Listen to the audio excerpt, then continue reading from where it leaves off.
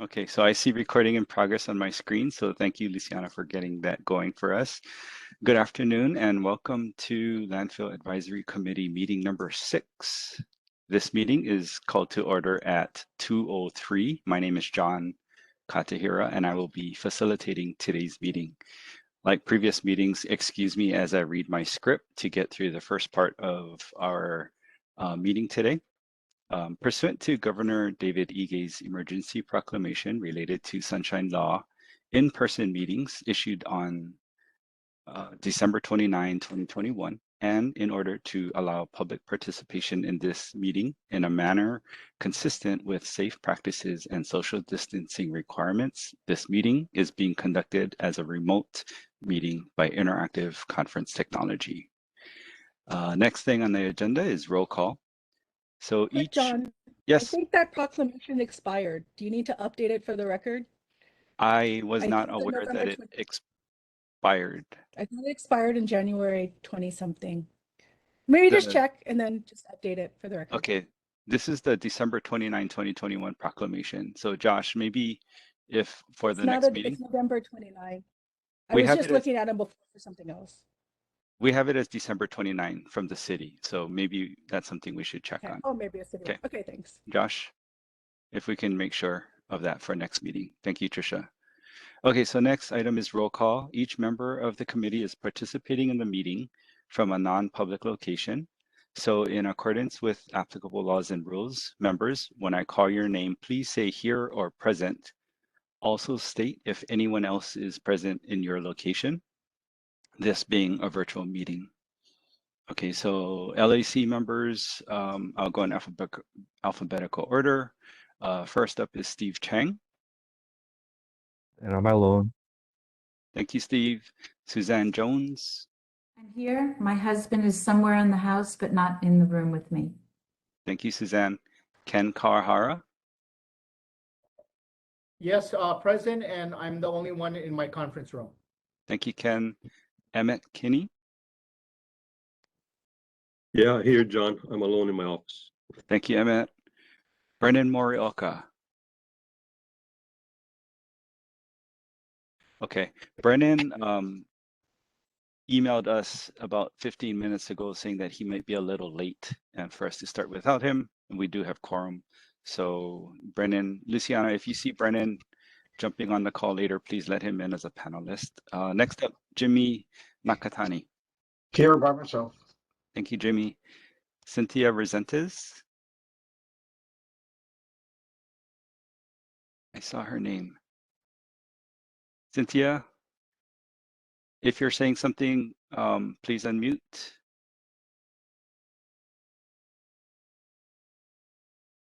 She's on mute still. I know she had troubles getting on the last time. Luciana, I wonder if you could see from your side if she's unmuted or having any trouble. I unmuted her. You unmuted her? Okay. Yeah, Cynthia? If you could. Yeah. Sorry, Josh, were you going to say something? Email this.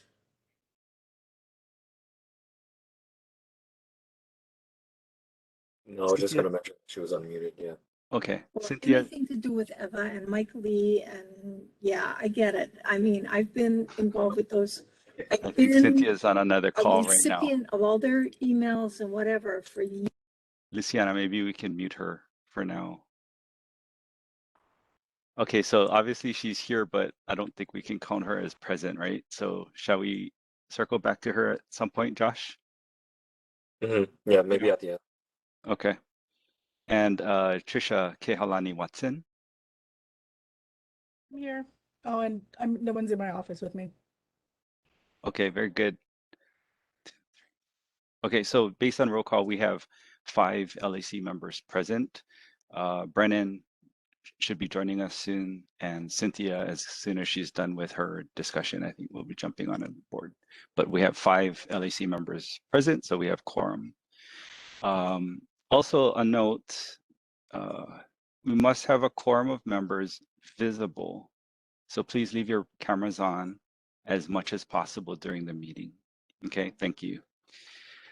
Okay, next item. Oh, man, Josh, you're supposed to cue me. I forgot to advance my slides as I was doing this. Okay, these are our lovely committee members. Just a real quick snapshot on our meeting status. We are at meeting number 6 right now. Today is March 7th. And we only have 2 more meetings to go. So we're looking at April and June for the last 2 meetings. Okay, so this is a quick snapshot of where we are right now. Okay, moving on to the agenda, oral comments on all agenda items remotely via video conference or phone. So this is our next agenda item. Before we proceed, we would like to remind everyone this meeting is being recorded. After the meeting, the recording will be posted on the Department of Environmental Services website. Members of the public may participate in today's meeting by interactive conference technology from remote locations and present oral testimony by video conference or phone. Here are the procedures. Remote testimony will be accepted on all agenda items. Each speaker will be limited to 2-minute comment period.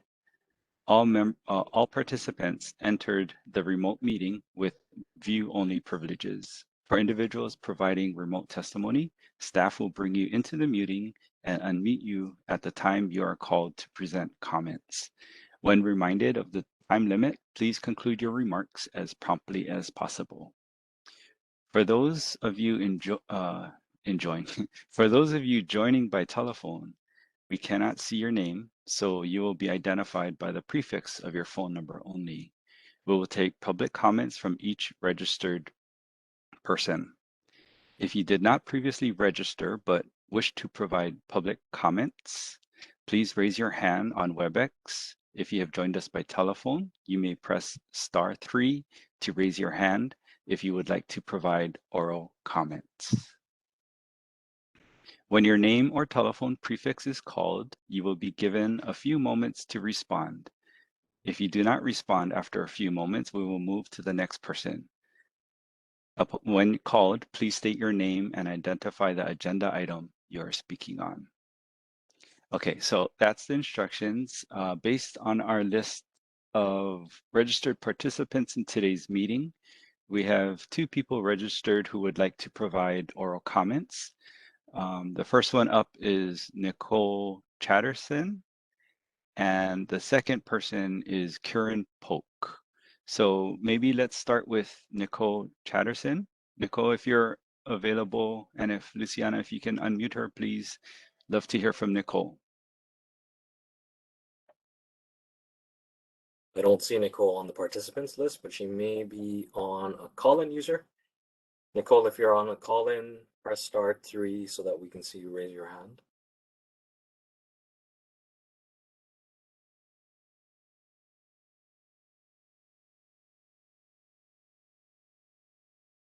Is Karen on the call right now? Kieran Polk? Yes. He is.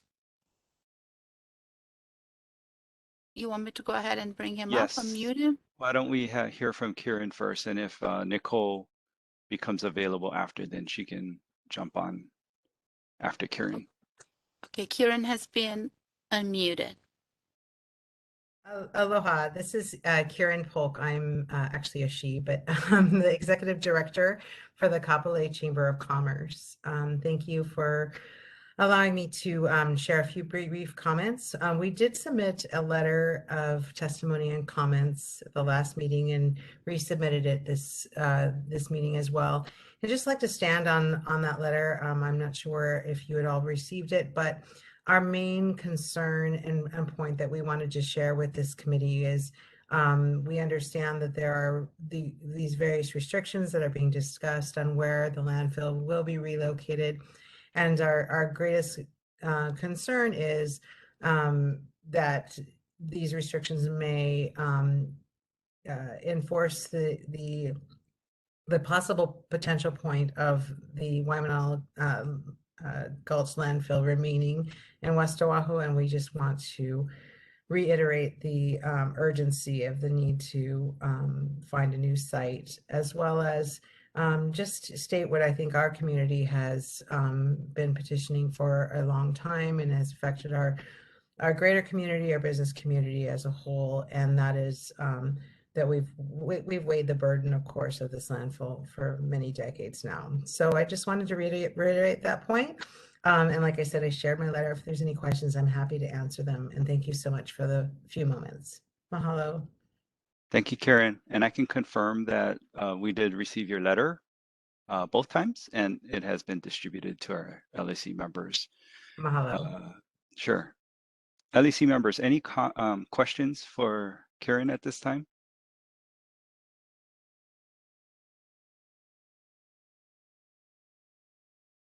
Okay. If not, do we have Nicole on the call?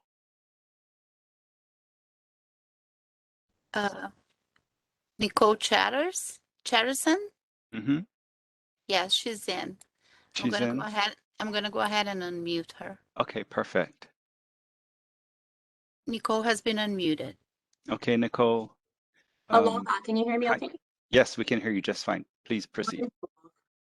Thank you for the opportunity to testify or share some perspectives. My name is Nicole Chatterson. I'm the executive director of a small nonprofit called Zero Waste Oahu, and our mission is to help support the rebuilding of an equitable and waste-free Hawaii.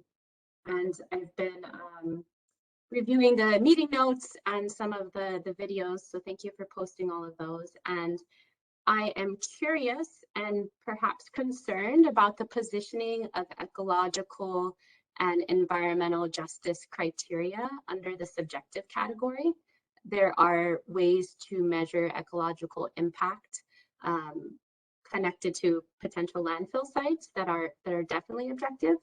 So I have questions about that and would really appreciate the opportunity to follow up with someone more in that on that topic. And the second thing I wanted to offer up is part of the work we do is get people excited about the prospect of having to site landfills less often, or in a dream world, maybe never again. I know that's pie in the sky, but I'm throwing that out there for this committee to consider what additional involvement the landfill siting crew can have on amplifying the conversation about how we create less waste in the first place, so that no one's put in this position, or people are put in this position less often of having to invite a landfill into their backyard or onto our ag lands or above our aquifers. So thank you all for the work you're doing. It's not easy and I appreciate it. And that is all.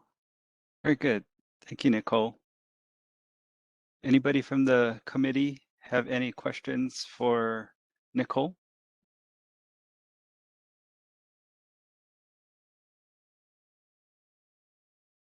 No?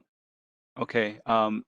If I may add, Nicole, if you have questions regarding certain criteria, subjective, or anything regards to the process itself, we may not be able to get to it here in this forum, but we do receive public questions and comments offline. So if you would like to send us an email, we can provide a response to your questions, and we post those responses on the website as well for full transparency.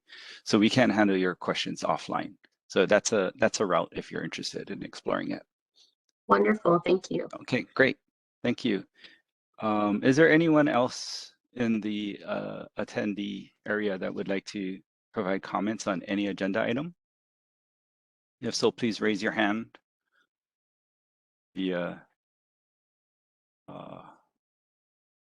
*3 if you're on phone, or press the raise hand I have a button. quick question.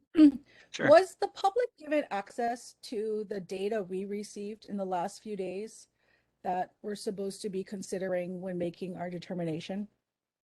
Yes, and perhaps Josh, maybe you can expand on that further. Yes, so everything that was sent to you to the LAC was posted on the website shortly after it was sent to the LAC.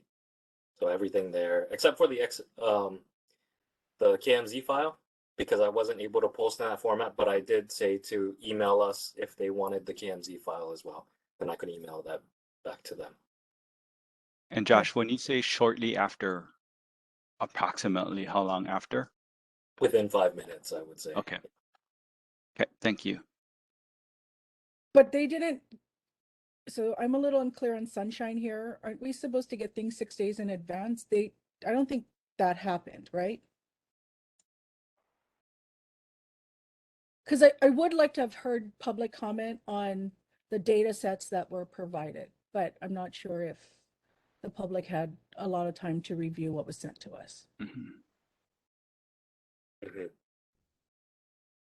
Yeah, it wasn't sent 6 days in advance. I did also send out an email to everyone on the email list to let them know that it was posted.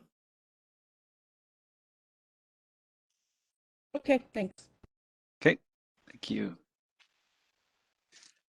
Last call for any other comments to the agenda items from our public participants. By the way, thank you very much for taking the time out of your day to participate in this process, everyone. I don't see any, so we're moving on to the agenda, which, let's see. Okay, so the next agenda item is approval of meeting number 5 minutes. May I have a motion to approve the minutes of the committee meeting held on February 7th, 2022? LAC members? John, this is Ken. I move Yes. to accept those, or approve those meeting minutes. Thank you, Ken. John, this is Jimmy. I'll second it. Jimmy, thank you for the second. It has been moved and seconded. Are there any objections to the approval of the minutes from February 7th, 2022? Noting no objections from the members, the minutes are approved. Thank you, everybody. Okay, so moving on to our next section on the agenda.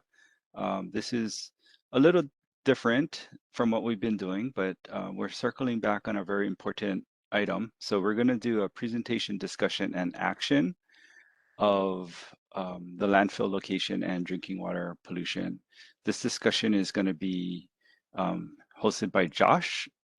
So Josh, I'm going to turn it over to you now while I try to control the slides from this side. Okay. Thanks, John. Okay, so before we get into the discussion of the landfill location and protection of drinking water, we wanted to provide an information update. This map depicts a subset of the no-pass zone, the composite 10-year capture zones for existing drinking water wells on Oahu, as determined by modeling and provided by the Department of Health Safe Drinking Water Branch. The drinking water wells are located at the Mackay ends of the capture zones, and the capture zones extend Mauka from those points. The Safe Drinking Water Branch uses this map for source water protection determinations of chemical, fate, and transport. So as you can see from the map, the blue areas are the capture zones. And we have put the sites, the potential landfill sites on the map. John, if you want to go to the next slide, it shows it a little bit closer. So this is just for your consideration. Again, a subset of the no-pass line. It's a little hard to see, right, Josh? But it's these little gray pieces right here. These are the landfill sites. It's actually quite hard to see. Can we get in bigger to the areas? Or can you guys go through the 6 and show us exactly where they are and kind of name them? But we'll go through the 6 at a separate point. This was more just for your understanding of the capture zones. Will these zones be included in when you're going through the 6 sites? No, we don't have that on the maps for as we're going through the sites. Okay. Can we get that? I mean, I think this is pretty important. So is there a way to incorporate this into what you folks are going to present? Can we come back to this slide or something? Yeah, we can certainly come back to the slide after we go through the sites. This is Brennan. Can we also make it a different color? Because the site location actually looks like it blends in with some of the residential areas. So I don't want to mistake something. So like an orange or yellow or something that pops out, Brennan? Yeah, okay. Yeah. Okay, we'll do. Yeah, we can do that. We can send that out after the meeting again.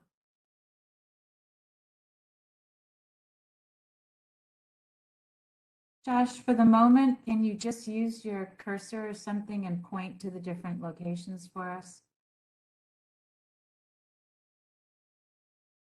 Josh, you want to say what I'm pointing at? Yeah, Okay, so yeah. that's area 2, site 1.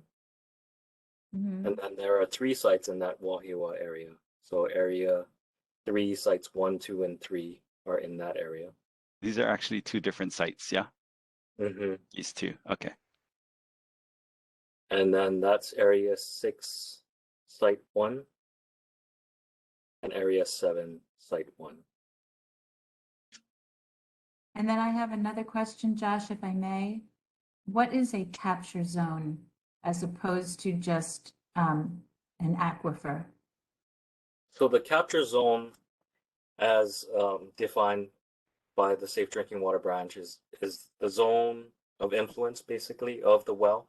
So it's where the well pulls the water from. And the 10-year capture zone is the length of time that it will take to pull from one end of the capture zone to the well.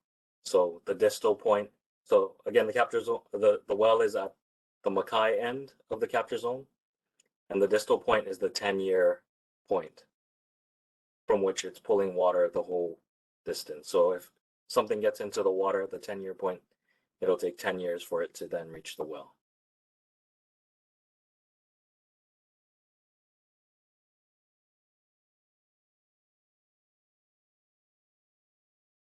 Okay, Josh, jumping back to your presentation, are you ready for next slide, or do you still have things to say on this one? Sure, no, we can move to the next slide. Okay. All right. So E&V has been in communication with the Board of Water Supply regarding the selection of a new landfill site. These are some of the documents that were provided by BWS and provided to you. This communication became more critical with recent Red Hill events, and you may recall that BWS made a presentation during LAC meeting number 4, at which time BWS referenced the Pass No Pass map as a means to protect groundwater. The Pass No Pass map is provided here for your consideration. Please note that E&V remains respectful of BWS's position. Introduction of the capture zone map is merely additional information for your consideration. So as you can see from the map, the yellow area is the no pass zone that BWS mentioned they would not recommend siting a landfill over. And with that, I did want to mention that BWS is present today. So Ernie Lau and Arwin Kawata are here today to answer any questions that you might have regarding discussion of protection of drinking water. So with that, I will open it up for discussion. Next slide, John. Okay. This is Brennan. Just real quick question, just Yes, for Brennan. perspective. So Yep. based on those 2 maps, there's not a single one of the 6 sites that are below the BWS line, right? Correct. There are no sites provided that are above or below, sorry, the no pass zone. I'll pull it back up. Anything that we would select or recommend out of the 6 that are provided to us, we're going to be choosing something that is in an area that Board of Water Supply has an issue with, correct? Not necessarily recommend, but to score and rank, yes. All right. Thanks. All right. Since we do have Board of Water Supply, I would love to hear directly from them what they would recommend. I mean, I think they have the same data and information we do, and I would really appreciate some guidance from them, if any. Like, are we just looking outside the capture zone? So if they could weigh in, I think that I would find that very valuable. Okay, perfect. So I think this is a perfect segue to Ernie and Erwin. If you folks would like to provide a response to Trish's question. Before you do, once again, I know we kind of said it offline and at the beginning of today's call, but once again, congratulations on the great news that was shared today about Red Hill. Yeah, thank you, Josh, John, and Trisha, thank you for the question.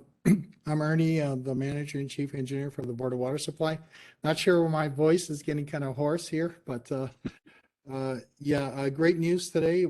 An important first step, but a step of many miles to go yet to deal with the Red Hill issue, but a step in the right direction. For the Board of Water Supply, you know, we depend on this groundwater, this fresh, pure groundwater resources from these underground aquifers that are really irreplaceable for us. We depend on this as our source of supply for our community. And there are also others that depend upon it, agriculture, military uses, other uses, because this freshwater resource is such a great gift from Keakua. It was naturally created and it's took thousands of years to be formed. But it's easily lost through contamination. So our position, you know, for the Board of Water Supply, and we've had this position, I think, for a long time. I look back at our rules and regulations, section 3-301, waste disposal facilities, and they do list sanitary landfills in there as one of the areas that for a waste disposal system. And, you know, I'll just read a portion of this. The manager may at his discretion withhold of his approval if there is any basis to expect that the operation of the proposed waste disposal facility and any wastewater thereof may to any degree affect the quality and or quantity of water resources used or expected to be used for domestic water. And that might be from the Board of Water Supply or from others. So the way we look at this resource, it's precious, it's irreplaceable. And when we look at landfills or siting of these kind of facilities, we have to think on a long-term, like a 7-generation perspective. Although Ernie Lau might not have plans for a well right now to be drilled in these areas that proposed landfill sightings might be located over the aquifer, it doesn't mean 7 generations from now, my predecessors might see a need to develop drinking water wells in that area. I'll just use as an example, right now, Red Hill Shaft, we have closed 3 wells down.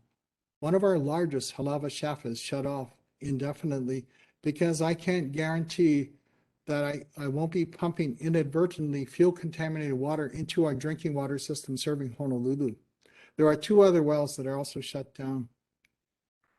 Together, they represent 13 to 15 million gallons a day of source capacity or supply for our community, our existing community. And because of that, we're now looking at other well sites in areas that we don't have any wells to be developed. So I just say to the LAC to be careful in your decisions, to consider that our concerns as part of your decision making, because yesterday, we may not have wells in all these areas. And that blue line, which is the 10-year capture zone, I kind of look at it as 10 years to get to the drinking water well, be taken up in the well, but with a landfill or other facilities, they're going to be there for decades or even 100 years or more than that. So just be very careful in your decisions. So these areas that don't have domestic wells, maybe areas that in the future, our successors here, I won't even be around. The generations to come may say we need to drill wells there for drinking water, for other potable uses in the future. And I really would prefer not to foreclose on their ability to do that, to use this resource. So that's kind of our position. Erwin, you want to add anything to it? Yeah, thank you, Ernie. Good afternoon, members. I guess in response to the question, again, my name's Erwin Kawata. In response to the question, I think our most ideal places to be would be at the seaward or Makai of the no pass line or the line itself.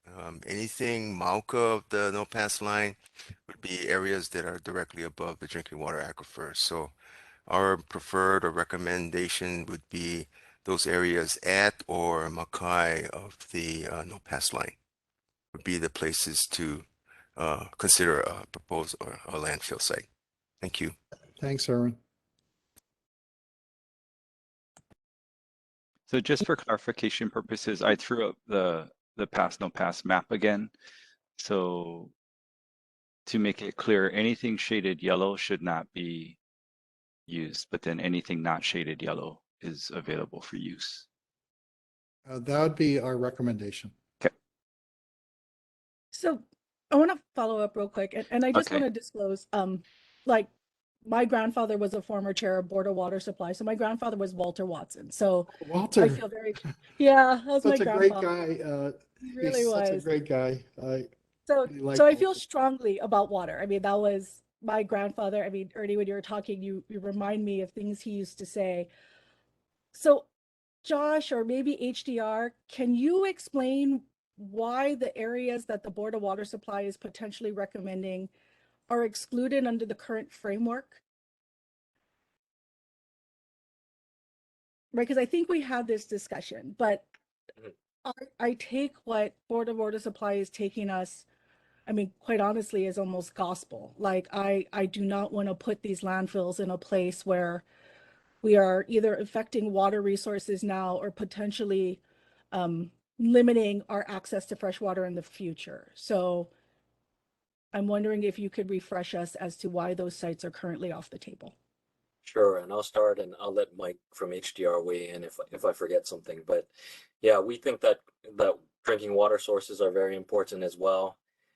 We were hamstrung by the different various laws that are out there, especially most recently by Act 73, which requires a half-mile buffer from any residence, hospital, or school. Most of the Mackay areas Mackay of the no pass line are heavy residential areas or developed areas, and that half-mile buffer eliminated basically everything that's below the line for us to use. Josh, sorry for interrupting, but would it be helpful if I threw up that GIS, the interactive map that's on the sure. city's website? Okay, I'm going to pull it onto the screen. Can you folks see it now? Yes, so we provided this map as a means for everyone, the public included, to view the different restrictions that are affecting our siting, and it shows the areas that are still available after those restrictions are put in place.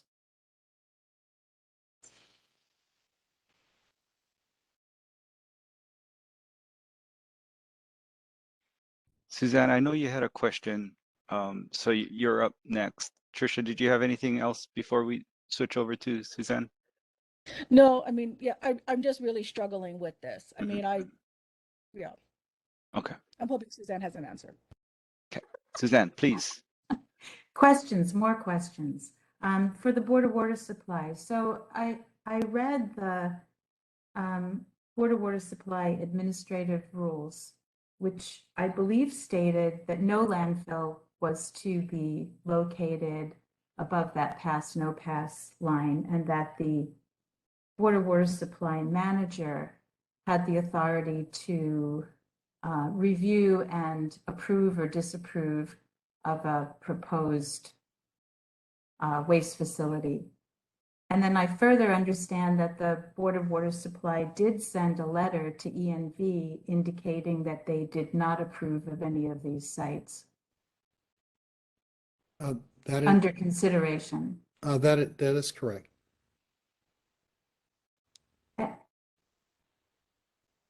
Okay, so I am confused that the city ENV determined that they would go ahead and present these sites for the Landfill Advisory Committee's review and consideration after having received that letter from the Board of Water Supply. Suzanne, I can't answer that question, but you know, these are our administrative rules, and I know you used to work for the city. So they were adopted first in 1976. But then subsequent to that, the state did pass a state law, which, and I'll be very careful because I am not an attorney here, but there is some degree of sovereignty of the state government to pass laws, and but we have never updated our administrative rules to reflect any of those changes.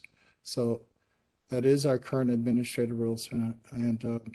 So your administrative rules that prohibit a landfill above that pass, no pass line over the drinking water aquifer predated the two resolutions that came later in 2003 and 2009, which also said that a landfill was not to be located above that pass, no pass line. All right, Suzanne, are you referring to the city council resolutions? I believe so, yes. Yeah. So that I assume I wasn't here at the time as the manager. Okay. Erwin Kawata, maybe you can share. Do you remember anything about the two city council resolutions? No, I don't. Sorry. Okay, sorry, They Suzanne. came to us in the packets that were sent. They were part of the previous landfill advisory report, MACLAS, and I cannot tell you what that acronym stands for right now, MACLASS, off the top of my head. But included in that packet that we received, we were able to review the two resolutions, a prior order by the LUC, which additionally referenced the Board of Water Supplies Authority and also indicated not to put a landfill above that pass, no pass line. And then we also received a letter that you had recently sent to ENV saying that you did not approve of those areas, which we are now considering because of their location over the drinking water aquifer. So I just want to press that issue a bit stronger to everyone in the meeting. Thank you, Suzanne. Josh, I'm wondering if you have any response, since that was part of the packets that that ENV distributed. Yeah, so the resolutions were pointed out. The packet that was provided by BWS was provided as is, and that was including, the addendum to the MACLAS report, as you mentioned. So are those resolutions, and the BWS administrative rules were also provided. Mm-hmm. So what I'm seeing is a strong history of objections and restrictions to putting a landfill over the groundwater aquifer. Long history. It goes back to administrative rules by BWS adopted in 1976 to resolutions by the city council, the LUC order of previous that said don't put it over the groundwater aquifer, BWS's objection to the sites that we're looking at now, and then the question that Tricia raised was, but we have no, which sort of pokes at the question of we have no place else to go because of other restrictions that have been applied by the state legislature in Act 73. And I just want to make the comment that because we have no place else to go because of those restrictions, does not make it wise to consider putting a landfill over the groundwater aquifer. Thank you, Suzanne. Josh, sorry, this is a little off script, but since we're talking about these references or resources, I just wanted to point out for those who might be following at home and are not part of the LAC itself, did not get these attachments emailed to them. I wanted to note that this information is available at the city's website. So honolulu.gov/opala, and then there's a new landfill area. So you just click on it and it'll take you directly to this site right here, which has that GIS that I shared earlier, as well as if you scroll down, more information on some of the restrictions that come with citing the new landfill. And if you scroll down even further, then we have a summary section of this Landfill Advisory Committee broken down into each meeting. So the resources that we're talking about right now are all available for everybody to view by clicking on this website. Hey, John. Yes, sir. So this, I mean, between what Trisha said and Suzanne said, I mean, that kind of gets to what I tried to allude to originally in my point that all 6 sites that we're being asked to look at, to be under consideration by this body, is all above the no pass line. And we as a committee have not been given any options other than being in contrast to the Board of Water Supply's position. So I find it's just kind of problematic I mean, on the surface of this whole process. So I Right. just wanted to point that out. No, that's an excellent point, Brennan. Thank you for that.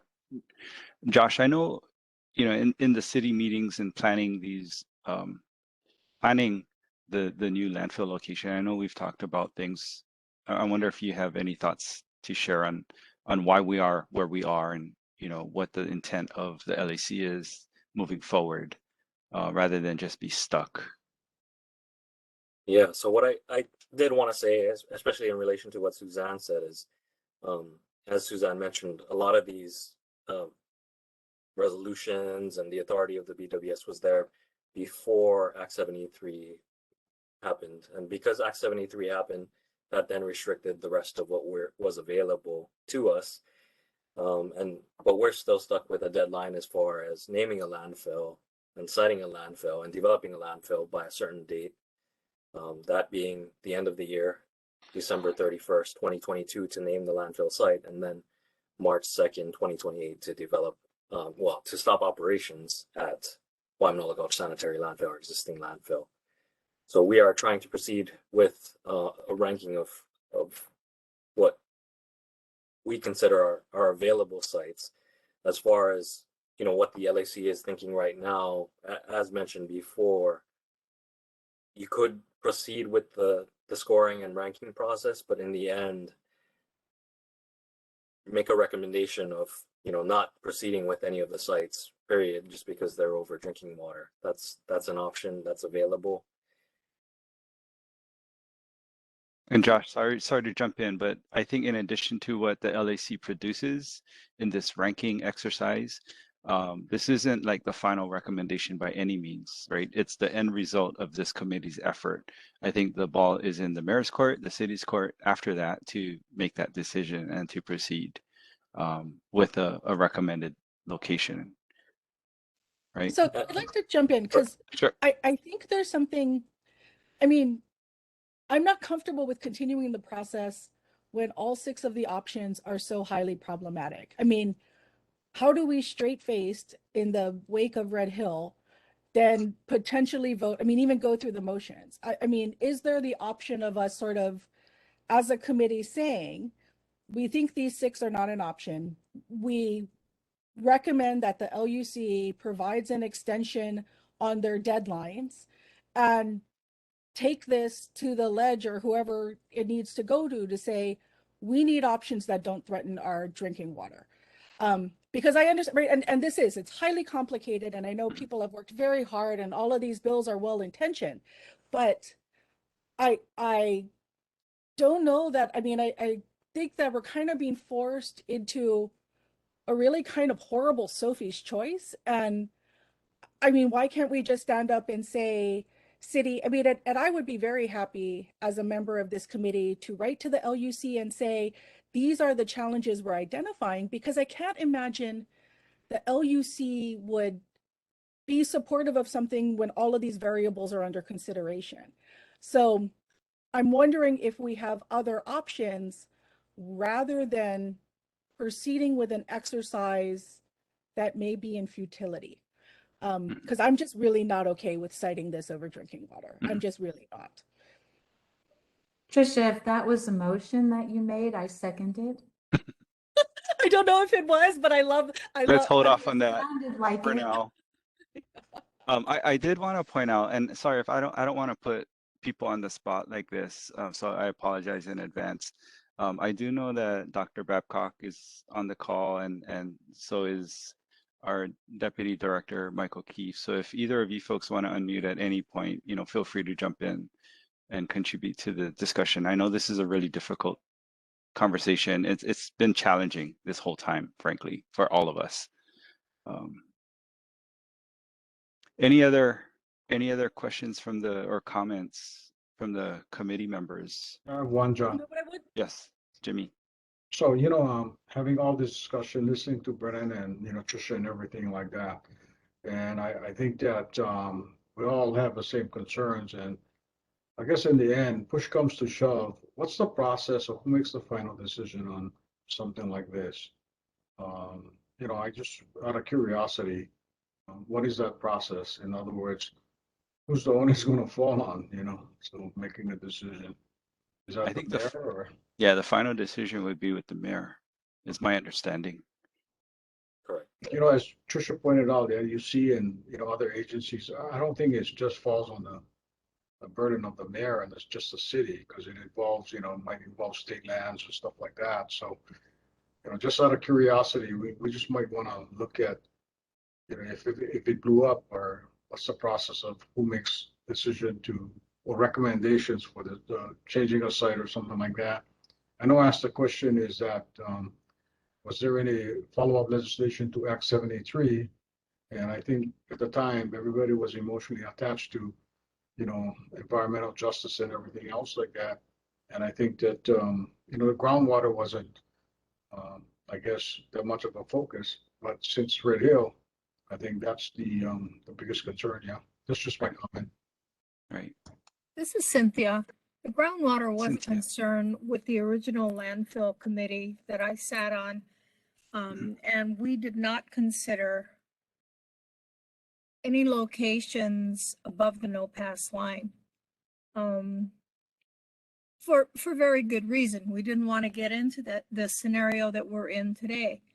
Unfortunately, with the laws that have been put into place, the city ENV has attempted to try to apply all of the laws that are on the books to figure out, okay, where are the locations that meet all of the laws to allow quote unquote landfills.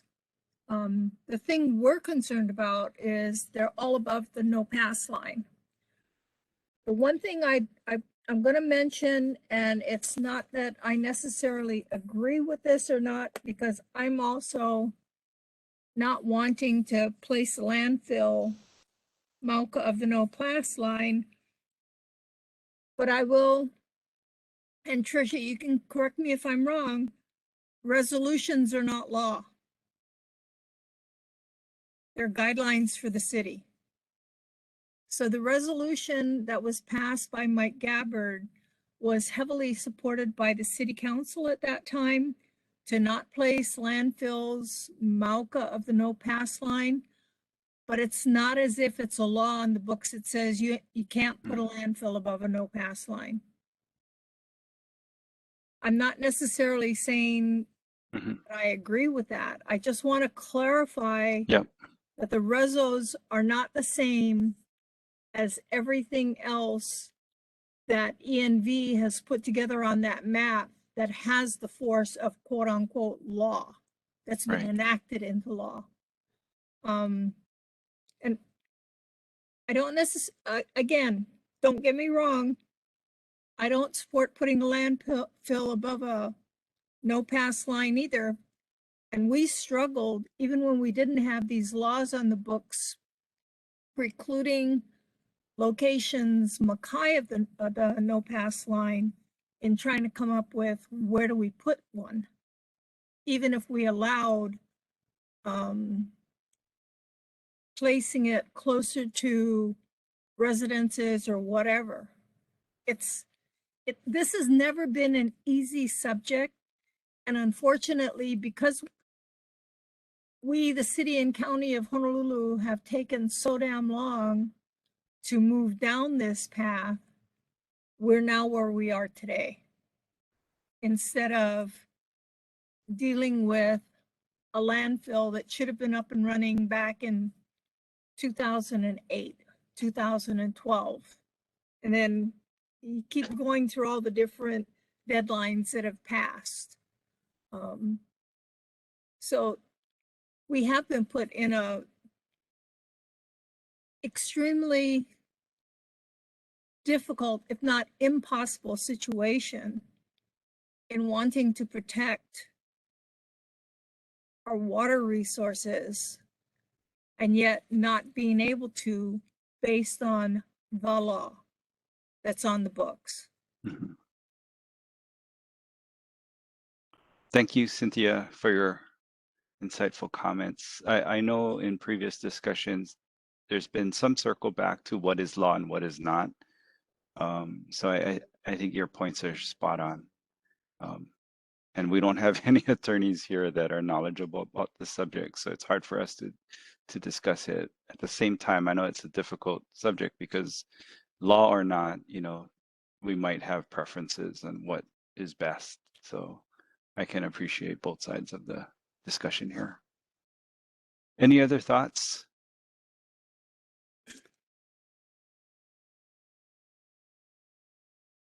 I have another follow-up question on that Please. legality question. And I do understand resolutions do not have the power of ordinance or state statute.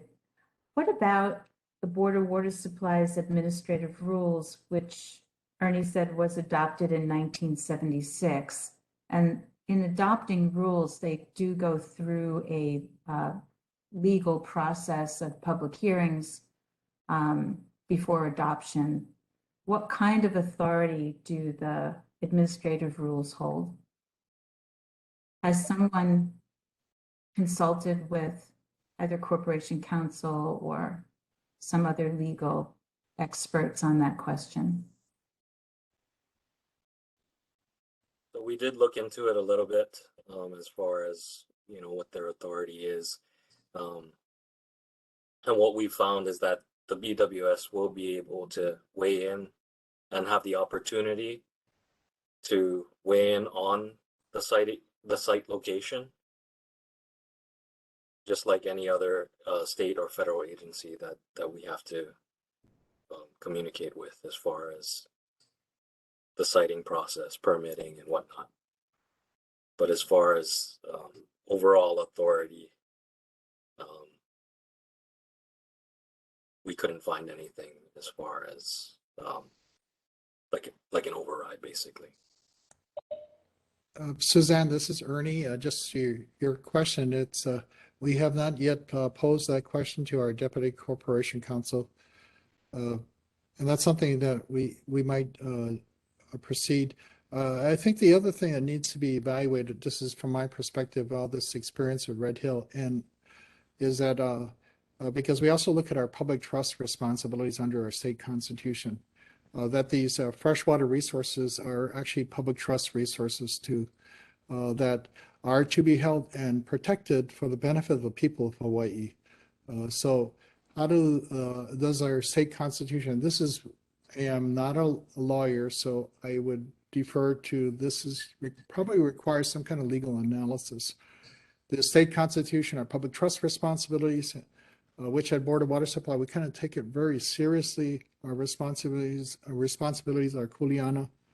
How does that weigh into the state statute? Act 73 that was passed. Unfortunately, we didn't have the opportunity to provide comment on that. We would have stated the same thing here on that proposal. But how do they all interplay together? So is the protection of a public trust resource of paramount importance to our community, consistent with the requirements under the Constitution of our state? Thanks, Ernie. And we would definitely continue to work with Board of Water Supply should it turn out that they find out there is an overriding authority, but we would have to work together on that. What is the advantage of the committee continuing to evaluate the current sites under consideration, continuing to this evaluation process? What is the benefit of doing that if at the end we're then to say none of us are comfortable with putting this over the drinking water aquifers? Where is our advantage in continuing the process as opposed to perhaps pausing the process and following the path that Tricia outlined and going back to the LUC, going back to the legislature and seeing if some of these other restrictions that were put into place might not be amended to allow other sites to be considered. So the advantage is that we would get a ranking based on everything else. And that would allow the mayor to then consider for a decision. But again, allow the mayor to consider what? To consider the current locations yes, that we're looking at? mm-hmm. Out of the existing locations, which one? Even though the committee might say, I haven't taken a poll of all Right, of right. And I was just going to say, Suzanne, that's a big committee, assumption but too, right? I'm just saying, Because let's say we get to that and the group says, we're not comfortable with this. right. Then where the mayor just goes ahead anyway? He would have that authority either way. So if the LAC were to pause or stop, say we go back to the LUC, at which point, I mean, if you were to pause and stop, we could either produce a report that says, we recommend, the LAC recommends that the city go back to the LUC to renegotiate the deadlines. That could be one, or could pause until we have more sites. Sorry, I forgot where I was going with this, but basically, yeah, those are two options that are available. But if that happens, then the mayor could say he could name a site anyway, regardless. Of course, that would kind of go against what the LAC stands for, but he does have the ultimate authority in the end. And Josh, if I can just add real quickly, so because these meetings we're treating them as sunshine, right? We're only having these discussions during these meetings. So any opinion of the committee's feeling in general or by majority, we don't have any documentation on that yet. We have our own suspicions, but we don't know formally through a group discussion. So if we need to get there, we have to have that discussion through this forum. So I'd like to, put on the table, and I don't know if we can take action at this meeting. We probably have to agendize it, but kind of what we're talking about, right? Is there a way to suspend the process until such time as the city explores seeking an extension from the LUC that would then, so one, seeking the extension from the LUC to allow for additional time to identify potential additional sites. And then two, explore in discussion with Corp Council and Board of Water Supply steps that can potentially be taken to identify sites that are not a threat to our drinking water.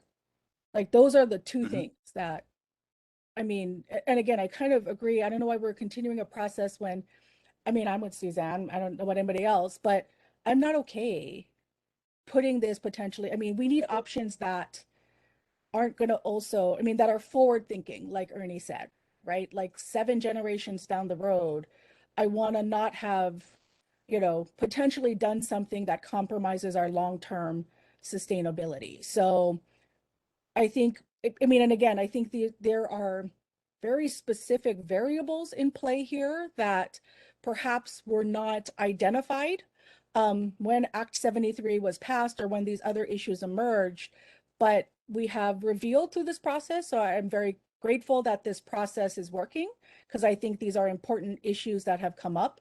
But I think in light of them, I think hitting pause and sort of exploring different options is appropriate. So I guess I would need guidance on, I'm assuming because we didn't agendize this action item, we would need to, and then potentially come back. So just to give you a direct answer, the reason why we've put action on this action item is to give you that option to take action. Okay. And the answer is yes, you're able to make a motion if you would like to put So by all means, that, okay. The LAC on hold. Share amongst Well, yourself while I write if- something if- very smart out. if you want to be very specific as far as putting the LAC on hold or ending the LAC with given that there are no sites or there are only sites above drinking water, to produce a report, making a recommendation as you noted, or 2 recommendations as you noted, and we can go through the vote. Okay. Josh, I hope you don't mind me throwing this in there. I think we've discussed it in the past, so I feel comfortable regurgitating past comments. The situation we find ourselves in with this time crunch really is to meet the deadlines that you stated earlier. Potentially, there are other options that are longer lead items that would not meet this timeline. For example, use of federal lands, or even developed, undeveloped lands. There's some off-limits things there too. Conservation restrictions. These are things that we did not consider because it wouldn't have met our timeline. Sorry, to your point, John. So we did look at the undevelopable and undeveloped lands, and all of those locations are either too small or blocked off by the half-mile residential buffer as well. So we're unable to put any landfill sites in those areas. Okay. As far as the federal lands go, we did send letters of interest to the federal government to bring them to the table, try to bring them to the table so that we can negotiate with them as far as looking into potential sites for the landfill. But at this point, we haven't received a substantial response. They've acknowledged that we've sent them the letters, but we haven't been able to meet with them yet. Well, Ernie seems to have success there, so maybe Ernie can be our. No, I'm just joking, Ernie. I'm glad, John, that was a joke. That was a joke. Officially, that was a Ernie joke. deserves a vacation, like a long vacation. I'm trying to break the tension here. Yes, it was a joke, Ernie, for the record. Thank you. Ernie, if I may, though, what is the condition? Like, how would we word the condition, right? We are trying to identify a site that does or does not what? Like for the Board of Water Supply, like I don't know if just saying crosses the no pass zone, like what would be clarity on that? I think Ern was very succinct. So it's below the no pass line, basically in the pass area, which is Mackay of the no pass line. Ern, is that correct? Yes, that's correct. So Erwin is saying to identify us, like, can we add a little bit of further, like the Board of Water Supply identified no pass line? Would that be accurate? An accurate way to describe it? I think that would be correct. At Yes. the legislature, they've also used a UIC line, which is more Yes. for injection control, which is actually under HRS 340E. That's correct. It's under the drinking water, Department of Health drinking water branch. They have an underground injection control program there. They have identified what is called an underground injection control line, which is actually further south of the no pass line. So it would reduce the number of sites. It would, yes, it would reduce the number of sites significantly. So to give you better opportunity, the no pass line would be the absolute minimum. Thanks, Aaron. Okay. Thank you both very, very much. And also props to Cynthia, because several meetings ago, she did bring up the She UNC did. She line said it from as day well. one. Let's all be clear. Yeah. So thank you, Cynthia, for bringing that up to our attention as well. Okay, so I want to so I move, and again, somebody can out move me, that we suspend the Landfill Advisory Committee. Are we a committee?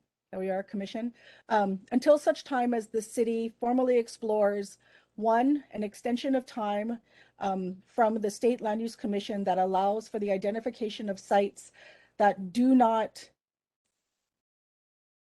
go above the no pass line as identified by the Honolulu Board of Water Supply. Is that a way to word it? And then 2, identifies a potential process or means by which additional sites that do not pass the no pass line may be eligible for consideration.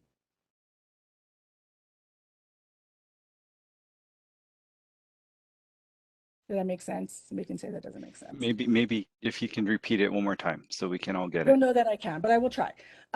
So to suspend the city's landfill advisory committee until such time as the city formally explores 1, an extension of time with the State Land Use Commission that allows for the identification of sites that do not pass the no pass line as identified by the Honolulu Board of Water Supply. And I'm totally open to a friendly amendment to fix that. And 2, the identification of a process or means by which additional sites that do not pass the no pass line may be eligible for consideration.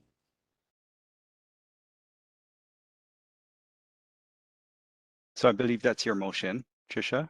Yes. Yes. Do we have a second? I second the motion. Suzanne, thank you. It has been moved and seconded. Are there any discussions from the LAC members? And John, I have one. Yes, Jimmy.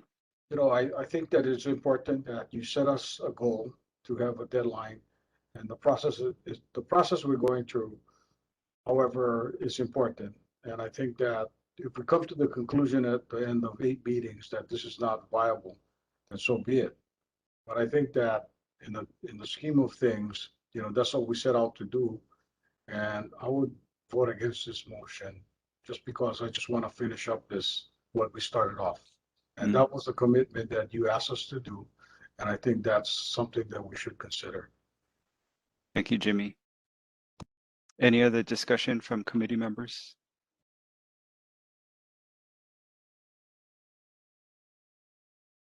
John, more of a comment. This is Ken. Sure. And I'm sorry if I missed it in any of our earlier meetings, but without, guidance from legal counsel, I guess, nobody's really, corporation counsel or anything kind of supporting us. Legally, what kind of options other than what was mentioned previously, do we just kind of keep going through the process and saying, there's not one of these 6 sites even pan out because of the importance of water? Because I agree with, my fellow LAC members that, that water issue is a huge issue. But not wanting to just say, hey, you know what, we don't agree and we're just wiping our hands of it. Just want to kind of understand all the options. Okay, thank you, Ken. Josh, sorry for putting you on the spot, but do you want to provide a little bit more information on this? I think that the 2 options are the ones that were discussed. So either the motion as it stands now, suspending the LAC, potentially producing a report that would give us some backup as far as going back to the LUC, or proceeding with the scoring and ranking, and then in the report at the end, there would either be a conclusion that states that the LAC does not recommend any of the 6 sites because they're over drinking water or something to that effect.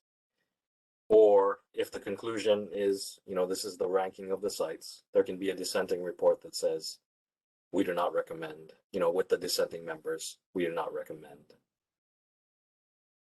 citing the landfill on any of these sites because of their above drinking water. So those are the 2 options. So either proceeding with the motion as it is, or proceeding with the ranking, scoring and ranking, and then stating a conclusion in the report that goes against the ranking in a sense.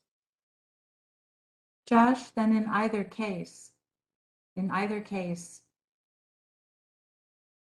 ENV, the city, then has to go back to the LUC to request an extension. Unless the mayor proceeds anyway. Right. In either case, that would be the conclusion. Yeah. So we could go back to the LUC in either case, or the mayor could name a site regardless in either case. But generally, he will stick by the recommendations, I believe, of the LAC. I mean, that's why we brought you all together. I have a question. This is Cynthia. Tricia, was your intention to disband the LAC as currently formed or to suspend it?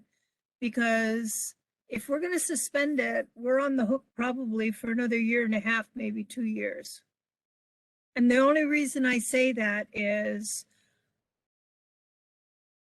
to get this back through, and I'm not sure if this is going to have to go back to the City Planning Commission to be able to take a position so the City Council can take a position to go back and talk to the LUC, and then the LUC to go ahead and schedule it, have the discussion, debate, and then render a position or whatever the case may be. But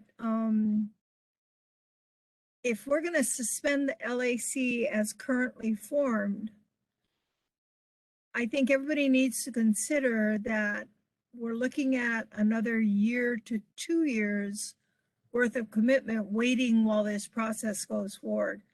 And the only reason I mention that is because been there, done that when things bounce back and forth between the city and the LUC. So thank you. I think it was to suspend, right? I'm not trying to like shirk any of the responsibility we took on, and I don't mind helping. So I don't know if there's, but I hear your point. But I just think if we are headed towards a situation, and again, I can't speak for the mayor at all, but I can imagine if you have multiple members saying we have issue with any of the 6, I think this does ultimately end up back at the LUC, and I would rather just start those conversations now than go through an exercise that's going to ultimately get to that place anyway. So I don't know if there's a way for both to move forward simultaneously. I'm certainly open to that option, but again, I mean, and I'm very happy to stay involved if there is an opportunity to put additional sites on the table that do not pass the no pass line. So I think it's just trying to identify a way forward to see if there is some mechanism by which we can put additional sites that don't pose a threat to drinking water on the table. I think I will also throw in there, Cynthia, maybe this is something that you would bring up. I know for sure people like Kieran and her written testimony supports, right? The longer we kick this can down the road, then the longer Waimanalo Gulch stays in as an active landfill. So there is not just the LDC determination, but there's actual, real impacts to the community that's already having to deal with the existing landfill. So, Cynthia, I think you were going to say something. Yeah, and I don't know if the idea, and I really believe that the motion should be considered and there should be a request made of the LUC, given where we are today, on doing exactly what Tricia said. But I'm wondering if we should just go ahead, because we don't know how long they're going to take to get to the LUC docket with where we're at today. And if it ends up that we have no recommendations based on the 6 sites, by the time we get done with our ranking and whatever, so be it. But I'm not sure that we sideline this process in anticipation of waiting for the process between the city and the LUC to move forward, because that, you're right. I mean, the reason why 2028 was selected was because when the LUC went back And the argument from the interveners came out that says the city said 7 years they could get a new landfill site up and running, and it's in the record from the last docket that we went through. That's where 2028 came from. Now, we keep hearing that that's really not true today. It's more like 10 years or what have you. But that's why 2028 was selected. If we're going to be asking the LUC to reconsider the ground rules for the landfill placement because there's nothing left with the law that's in place, in some ways, I think we should go forward with our process. Again, put the request in for the city to go back after the LUC to say, by the way, this is where we're at. We don't know what we're going to come up with, but it's not looking real good because the law by itself puts us in this untenable position for the island of Oahu. And, you know, could there be additional time? I mean, I've heard people say, well, maybe we got to go back to the legislature and change Act 73. That didn't go too far this year. Got killed. Okay. So the next opportunity is next year. So we're Cynthia, already looking at that delay. I'm sorry for interrupting, Cynthia. For what you just referenced just now, was that an effort to reduce the half-mile buffer to a quarter-mile buffer? Yes. Okay. Thank you. So, you know, all I'm looking at is time frame and time schedule here. And I know the city is supposed to come up with something by December of this year. But at the rate we're going to come up with nothing. And even if we go ahead and try to bounce this back to the LUC, we're not going to make a December 2022 date anyway. If we put it back in that ping pong match that goes on between the city and the LUC that I've watched for years. So I'm just wondering whether or not it's a two-prong approach, as was mentioned before, and we keep chugging along and identify that, by the way, this may be the conclusion we come up with, but in the meantime, have the city to go back and, given where we are today, see whether or not they can convince the LUC that maybe something needs to be different. I don't know.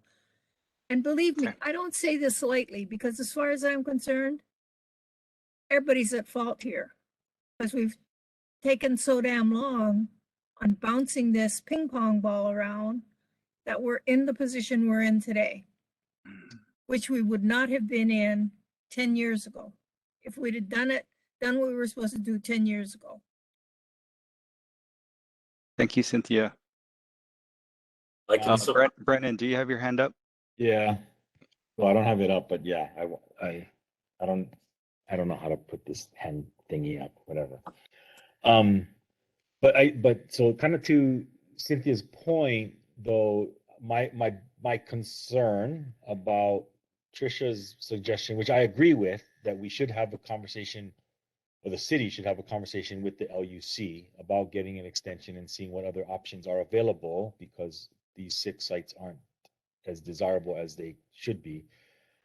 But if I'm the LUC, I punt it back and just say our hands are tied as well, because of, I mean, it's not our fault your choices are limited, because we're not the ones who put the parameters on there, right? It's the legislature, it's everything else. So to me, it almost forces a much more broader conversation with everybody, including the legislature, that has to happen. Otherwise, if I'm the LUC, why do I change my mind?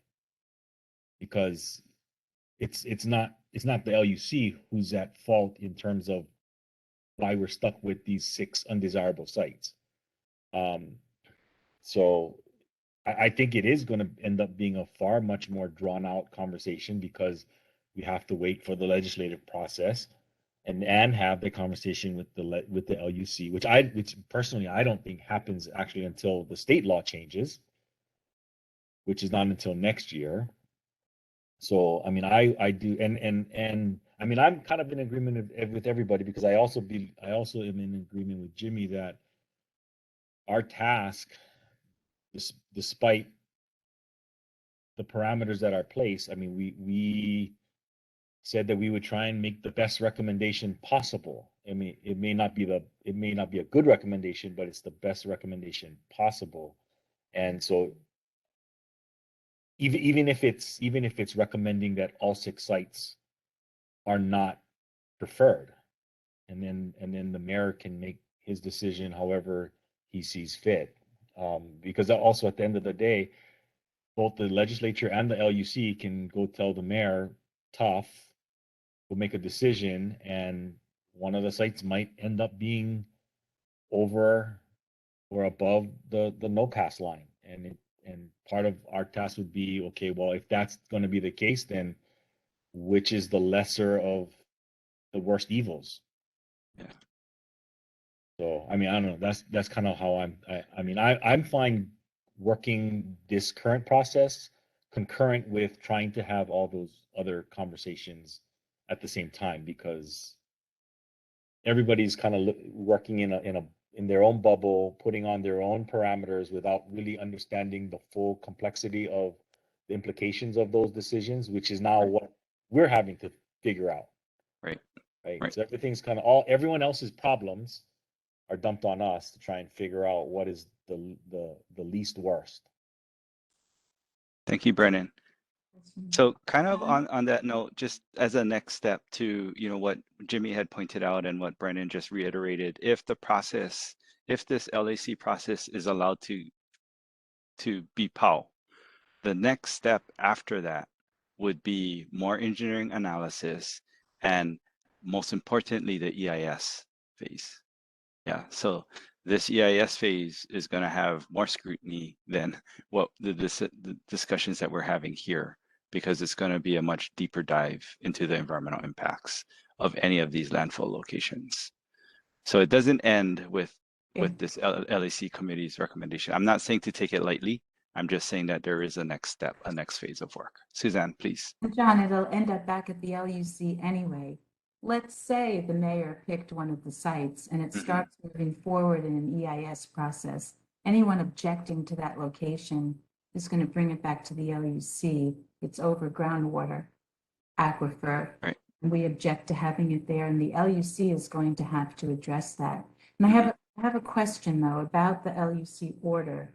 When I read the MACLAS report that we got sent from the prior landfill selection process, the LUC order at that time referenced that in seeking the next landfill, that the city must get the Board of Water Supply approval for the landfill site. And that was in the LUC order from the prior selection process.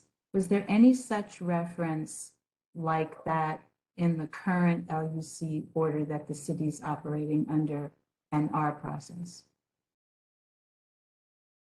Josh, I'm hoping you can answer this question. I don't have the answer to that often. Okay. I don't know if Ahmad knows. For those who don't know, Josh is asking for help from his fellow city coworkers. Hey, it's Ahmad. and Could refuse. you repeat the question? Sorry. Ahmad, the question is whether the current LUC order that's guiding this process that we're in right now, did it reference getting approval from the Board of Water Supply for the potential landfill sites? Because in the previous LUC order that's in the MACLAS report, it does state in that order that the city must get Board of Water Supply approval. And I bring that question up because the city does not have Board of Water Supply approval at this time. I don't know off the top of my head. I'd have to open up the order itself and skim through it. Okay. Maybe this is something the city can research and then come back to the next meeting with this information if there is a next meeting. Would that be okay, Suzanne? I don't think we have the answer here right now. Yes, I understand. Thank you. Thank you. So Sure. I guess to that, my question. Oh, ahead. sorry. Go ahead, Josh. Oh, was just gonna before say my- Josh, before you talk, I just want to mention that we have yet to hear from Steve Chang as well as Emmett Kinney. So if you folks, want to say something, please, by all means, go ahead, Josh. Suzanne, is that if the BWS is in the current order, does that influence, I guess, or change your mind one way or the other as far as going down either of the paths mentioned? I think it's a sort of point of order just to know whether or not, because we're having a good deal of discussion about what's legally required. And so I just wanted to cover all of the bases, the authority of the Board of Water Supplies administrative rules, the authority of the resolutions, the Board of Water Supply not approving of this in writing to the city, the fact that past selection or identification processes always included not going above the no pass line. And now here we are because of all the restrictions, other restrictions that were placed, and you get the feeling you got your hands tied. Where are you going to go with the landfill? So I think it would just be good to know, since the LUC is putting your feet to the fire with a timeline that you have to meet, whether or not also in that LUC order is any kind of reference to meeting the Board of Water Supplies approval as it was in the prior LUC order. I just think it's relevant. Does it change my position on it is extremely unwise to be putting a landfill over the groundwater aquifer? No. I still have that same position, and I am conflicted at continuing a process to evaluate the current sites under the consideration, because they are all above the groundwater aquifer. So I'm not sure if this is a futile exercise when at the end of the line we are going to potentially say, or some of us are going to say, we don't recommend any of these locations after this evaluation, or whether we should proceed. And I don't know. I don't know, but I think we have to raise these questions and talk them out. So from what I'm hearing so far, it sounds like there's some people, some committee members who would like to suspend now, and there's also some committee members who would like to parallel the effort and decide at the conclusion of meeting number 8, what the next steps are. So John, since it was my motion, what I would recommend is if I withdraw the motion, because it sounds like there's enough people saying that we should at least not suspend at this time. So why don't I withdraw the motion, and then but nonetheless, to everybody's point about this parallel track, I move that we direct the City Department of Environmental Services to, one, seek an extension of time for 1 year from the state LUC from December 2022 to December 2023 for the purpose of identifying sites that do not pass the no pass line as identified by the Honolulu Board of Water Supply. And 2, identify means, potentially including legislation, by which additional sites that do not pass the no pass line may be considered. So those are the two. So and I hear Cynthia's point. The reason I'm saying I just want the extension on the 2022 is I don't necessarily want to move to 2028. But what I would hate to see happen is there's not only that we move through this process, but then people start down an EIS process that's going to not ultimately pass that component or the LUC. So again, I would like to sort of, you know, let's recognize there's a really critical issue here now. And rather than continue with the expenditure of time and resources, see if we can't potentially identify and implement a solution that works on multiple fronts. So, and if Suzanne's okay with it, because it was her second, but that's what I would propose if we're going to continue. Tricia, I might suggest that we don't give it a timeline of 1 year. I'm fine with that. So Part just of an our extension. recommendation, because I'm not quite sure how long it's going to take to move through the process with the LUC, and then potentially for the city, if they're going to go back to the state legislature to seek some relief from the restrictions, they're not going to be able to do so until we get to the next legislative session in 2023. That's a okay. Yeah. So I mean, I'm fine with that, but yeah. So then just an extension of time from the 2022 deadline. But I would, to Cynthia's point, like to keep the 2028 in place, if at all possible, to make sure we're honoring and adhering to the various issues that led up to this coming before the LUC in the first place. So that would be the things that I would like to see happen parallel. So just to let everybody know, I did open up the DNO from the LUC, and item number 2, after the date was set for 2028, says the applicant shall obtain all necessary approvals from the State Department of Health, Department of Transportation, Commission on Water Resource Management, and Board of Water Supply for all on-site and off-site improvements involving access, storm drainage, leachate control, water, well construction, and wastewater disposal. So BWS is involved in approvals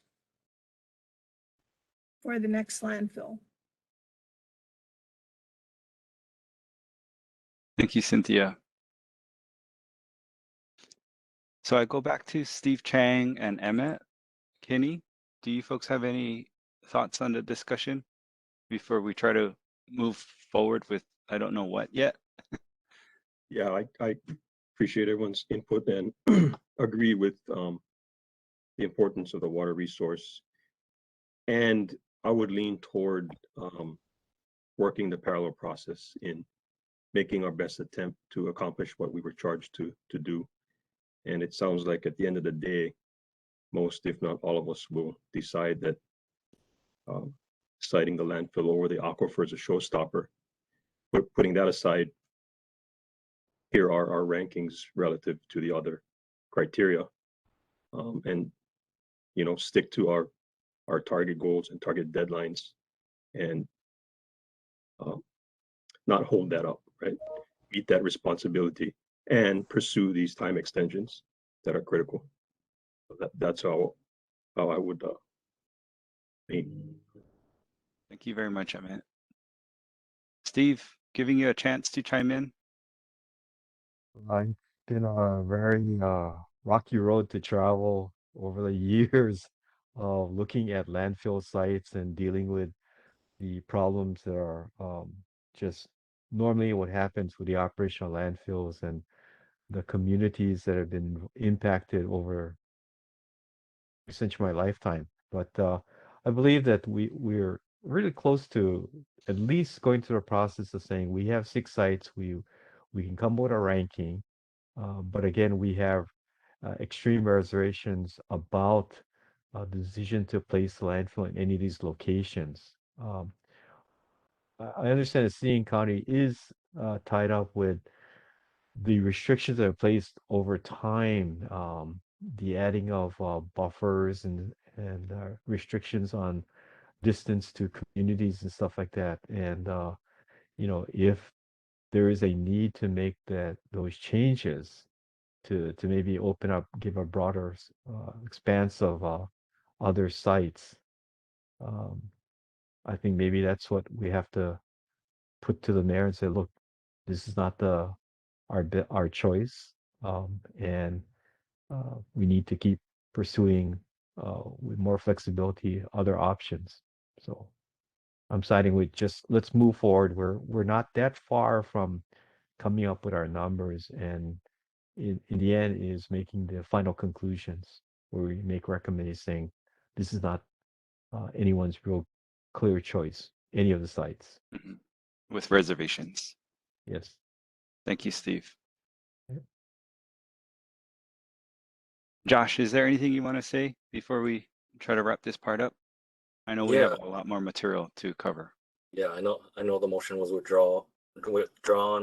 I think if we proceed forward, as I'm hearing, we want to do a parallel process. I don't think that has to be a motion for us to then, go back to the LUC. My question to the LAC would be, would you be in support of producing a letter that would support our case in doing the extension? And then if that's the case, then we can come up with something to vote on for our next meeting.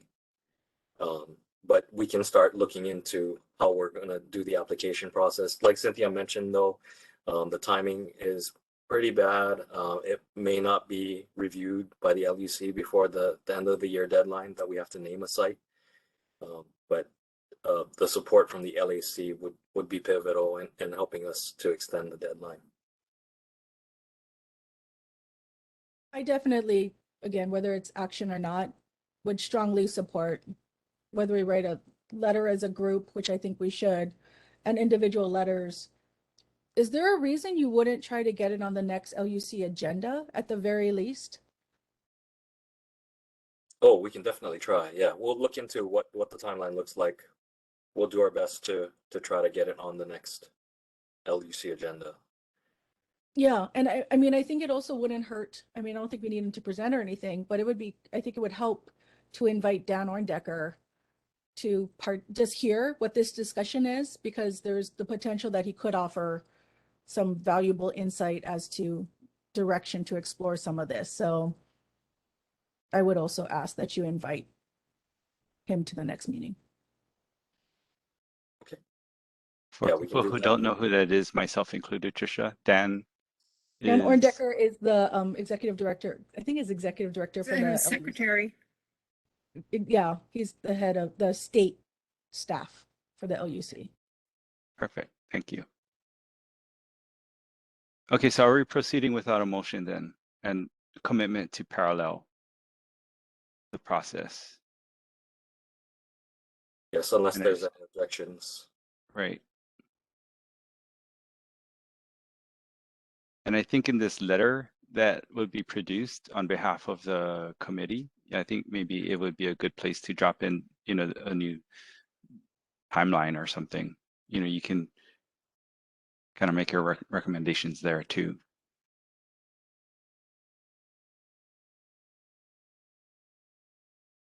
Trisha and Suzanne, are you folks okay with this plan? I know it's not what you want, but No, it's fine. I don't think is I it would reasonable? say it's not what I want. I think it's fine. I think it's the consensus. Okay. Yeah. Okay. Okay. So we'll come up with a letter of sorts, and then we'll present that and have discussion at the next LAC meeting and invite Mr. Orndecker to speak, or at least be around for questions. I think it's also. important- Go ahead, Suzanne. I think it's important for the LUC to know that the city has moved forward with the landfill site selection process without the Board of Water Supply approval that they're referencing in their order. Mm-hmm. I think they would want to know that, Mm-hmm. and they would want to know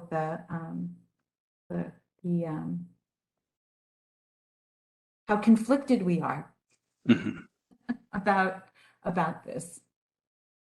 So this letter, Josh, I know you said, the city can draft a letter. I don't know if and I don't want to put more responsibility on this volunteer group here, but is it better if the LAC drafts the letter because it would be their own words at that point? Yeah, I'm guessing it would be. I'm just not sure how that process takes place. If we have to do a permitted interaction group in order for the members to discuss. Like sunshine, you mean for sunshine purposes? You know, the other concern I have is there was mention that to add in there that we don't have the approval of the Board of Water Supply, but that also goes for the fact that we don't have CWRM approval or Department of Transportation approval or anybody else. Mm-hmm. I mean, all of that stuff is, right. You know, pretty much until you get to a site, ain't nobody going to give you a position. Right.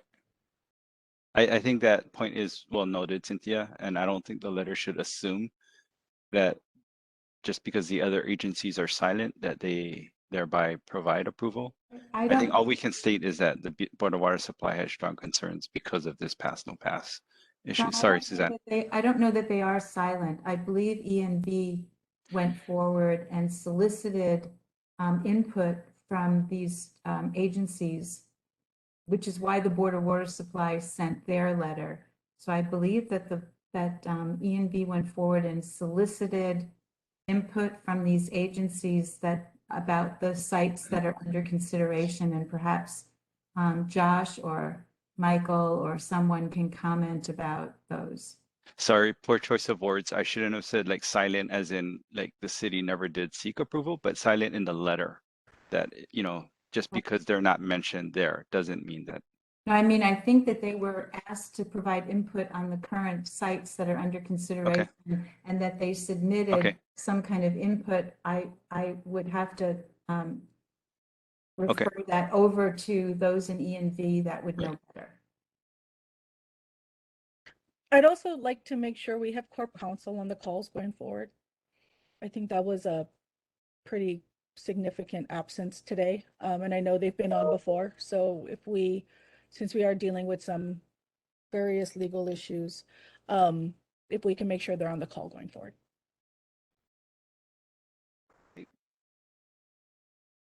We can do that. And to my knowledge, we have not reached out to the other agencies mentioned for opinions. I'm sorry to interrupt, but for BWS, we need to leave for another meeting. I apologize. Mahalo, everybody. Thank you very much. Thank you so much. Ernie. Congratulations again. Thank you so much for all your work. Mahalo. Ernie, Erwin, Kathleen, thank you. Thank you for your time. Everybody. Take care. Okay, so Josh, with that, it's almost 4 already, but you want to try to plow through the remainder of our agenda? Yeah, let's try to go through it. Yeah, okay. I'm going to go back to sharing screen again. By the way, I took down the screen share so that we can see each other for the discussion. Much better than seeing a big slide. Okay, so moving on through to the agenda, we have now presentation and discussion. We'll be talking about potential landfill sites. And I know this seems kind of silly based on our conversation that we had over the last hour, but please entertain us and let's just try to parallel this process as best we can. So Josh. So John, I'm going to go ahead and take sorry. this part of it. Is that Mike? Okay. Mike? Yep. Yeah. Mike. So, sorry. Good afternoon, everyone. So I'm going to walk through I don't know, I think it's a half dozen figures showing the potential landfill sites. And so up until the day, we had shown everyone the 4 areas of Oahu that were being evaluated. The actual landfill sites are now being presented in those areas. Figure 1 here shows the 6 landfill sites. We've got 1 site in area 2. We've got 3 sites in area 3. We've got 1 site in area 6 and 1 site in area 7. And at the early stages of the project, the ENV had evaluated 7 areas, but had dropped 3 of those due to other restrictions and limitations on the size of the landfill in the areas. Sorry, Mike, for interrupting, because I screwed up and I didn't transition correctly. This is Mike Kaiser, in case anybody's curious. Mike Kaiser is with HDR, the city's consultant in doing the technical development of these sites. Go ahead, Mike. Okay. So on to figure 2, this is the same interactive figure posted at the Refuse Division website. It now has the six landfill sites located in the 4 areas and provides a better understanding of the relationship of the sites in the areas. So if you look closely, you'll see the areas in the site 1 and the 3 sites in area 3, and there's 1 site there in the little gap in area 6 and one site in area 7.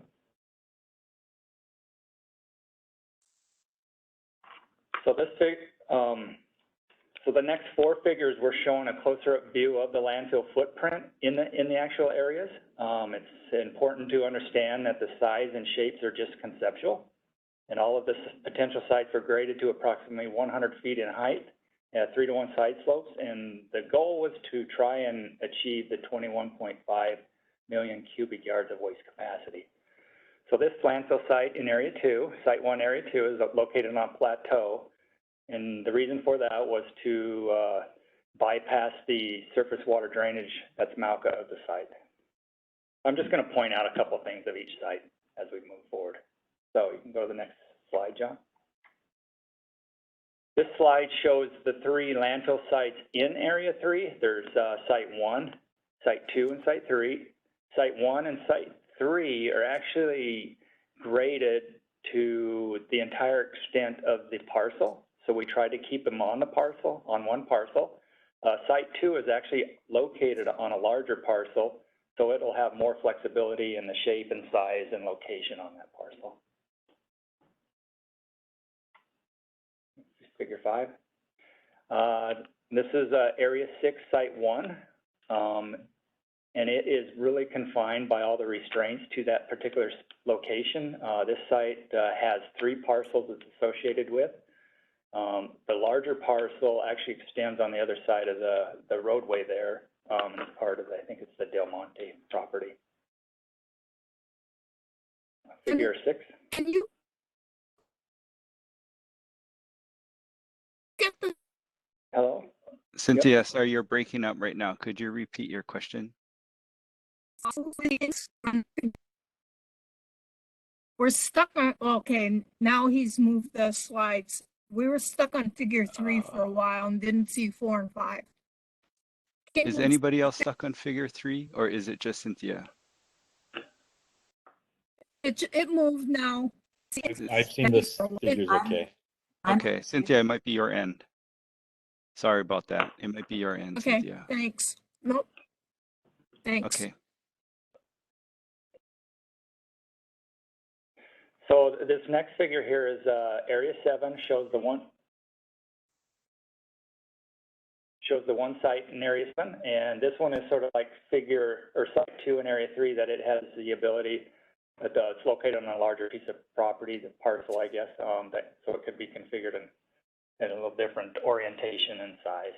So those are the 6 landfill sites, an overview and a closer-up view of each.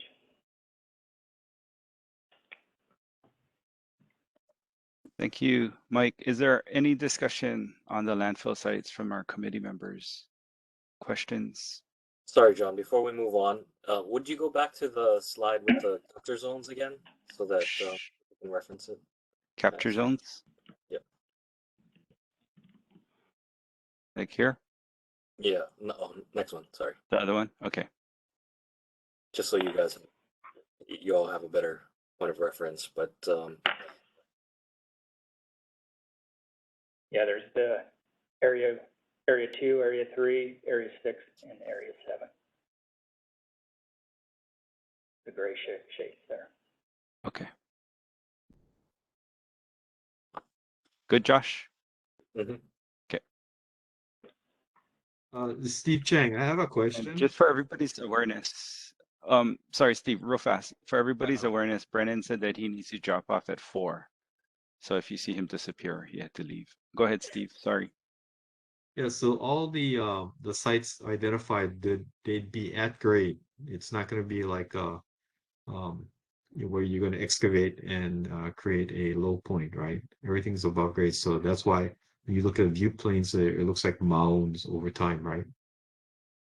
So all the sites were graded to 20 feet in depth to allow for cover soils, but I believe probably most of the sites, well, 3 of the sites that are on larger parcels can be graded at grade to some extent because they're, we can orientate them differently. Okay, thank you. Any other questions for Mike? John, I have one. Yes, Jimmy. Out of the 5, out of the 6, the 5 out of the 6 sites, they're kind of located on productive agricultural lands. And I just want to tell you, that's a concern. You have the ag policy of doubling food production, and I don't know how landfills are going to fit in there. Just a comment. Mm-hmm. Thank you, Jimmy. I just have a question. I know I sent an email asking for additional information on the demographics around the environmental justice issue. Have we gotten that yet, Josh? No, we haven't. So, okay. We'll get back to the LAC on that. But let's go through the criteria first. That's more related to the criteria than the sites yet. Yep. Okay. Any other questions? Okay, if not, let's move forward to the subjective evaluation. Okay, so I'm going to start off. You, Josh. Yep. Thank you, Josh. Okay, so as I mentioned, this is our process flow. So we're at LAC meeting 6. So we have the objective weights. Oh, actually, we have the weights for all the criteria. And we're going to get the subjective ratings from the LAC at this point. And coming up in meeting 7, we'll be showing what the results were of the evaluation. So the scores and then the rankings. Next slide. So these are the criteria weights. Sorry, John, I think you have the wrong set of slides, but anyway, oh, yeah. It should have been the graph, right? Mm-hmm. Oh, here it is. Oh, okay. Okay. So these are the weights as they worked out through the evaluation from last time. And just of note, 6 of 8 LAC members submitted weights. So this is the average of those that submitted. So also of note, the no pass zone and the municipal wells within 1,000 feet of the site were the highest weighted criteria. And the view planes and effects on public commercial facilities were at the bottom end of the weights. So as far as the ratings go, the ratings are going to be done on the subjective criteria. And they assign numerical values, whole number values between 0 and 6 to those criteria for each site. So there are whole number values only. You've been provided with an assistance form to help you, and also the link to the Microsoft form was provided to you about 20 minutes before the meeting. Sites can have equal ratings, so if all the sites are 0, no effect, or all the sites are 6, that's fine. It's up to you to decide on that.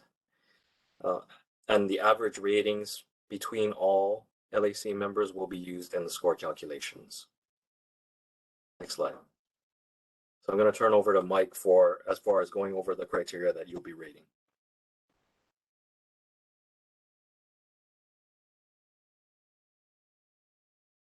Mike, you're on mute, I think, somehow.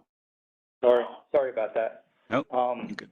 I'm going to walk you through some of the grading plans that we produce and documents that we provided to you folks for to support you in your subjective criteria scoring effort.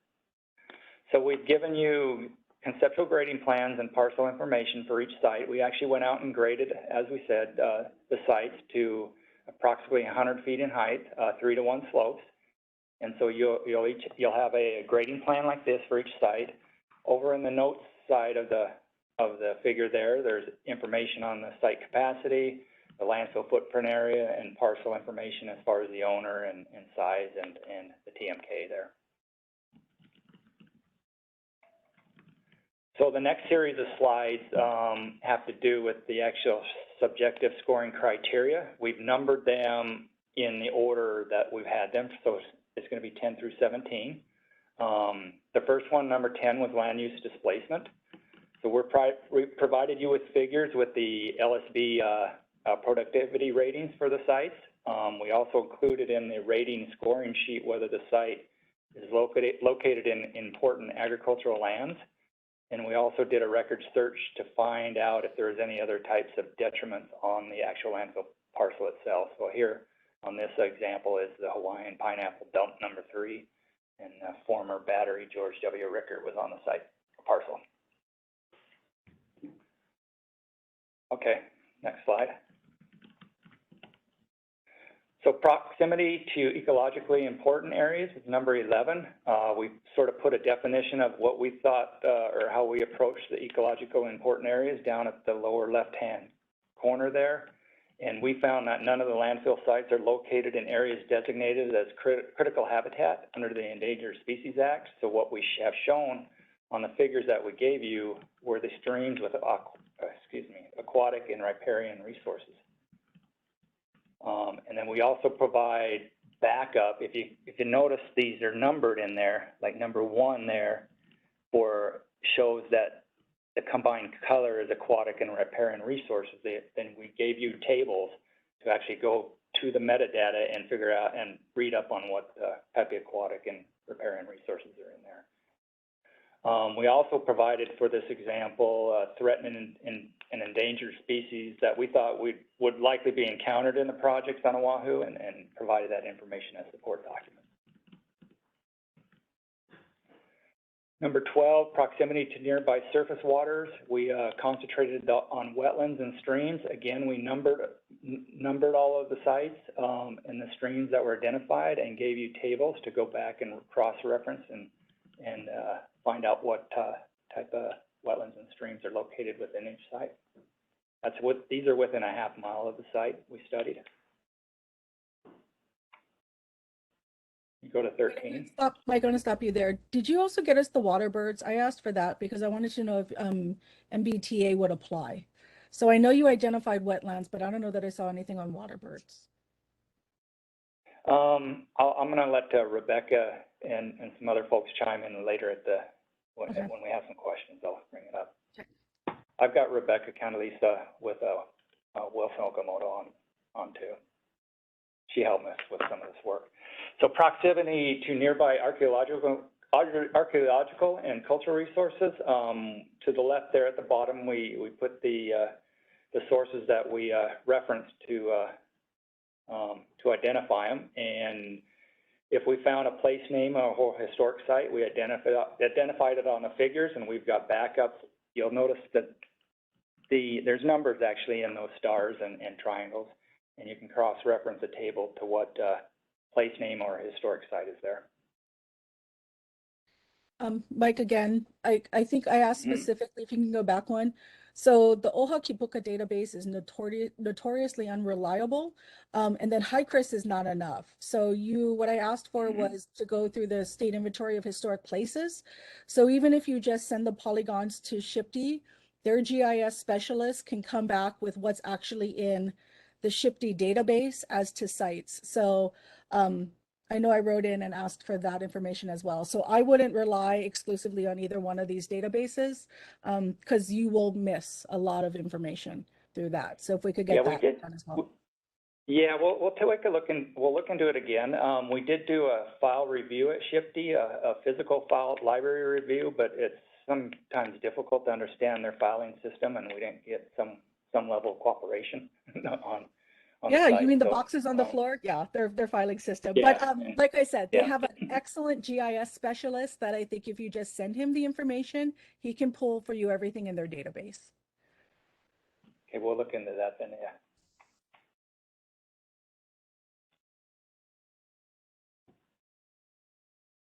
Proximity to nearby recreation facilities. We reviewed a half-mile limit from each site, and we have identified which sites had a recreation facility or a park nearby, and gave the dimension within the, from the park or the recreation facility. So there's an example of that.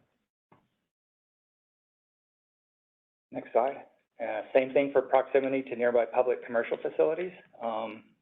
Again, we found, show you a figure within a half mile and the dimensions to each of the sites. If there's not a figure in there, then there wasn't anything close to the site. Next slide. We've given you a map that has the location relative to identified community disamenities. We identified the inactive landfills, or we included the inactive landfills and active landfills on the map. There's over 40 something, 49, I believe, or 6 inactive landfill sites on Oahu, and the 3 active landfill sites. We included wastewater treatment plants, we included the power plants, and we included refuse transfer stations and wind power farms on the map. So Mike, again, I asked for additional information from the EPA. So this doesn't even begin to cover the demographics that you typically look at when you're looking at environmental justice issues. So I think I sent the link to the EPA EJ Mapper. And I don't think it'd be hard to run it through this, but I think that data needs to be shared with us as well. Yeah, we'll address your questions and look into it.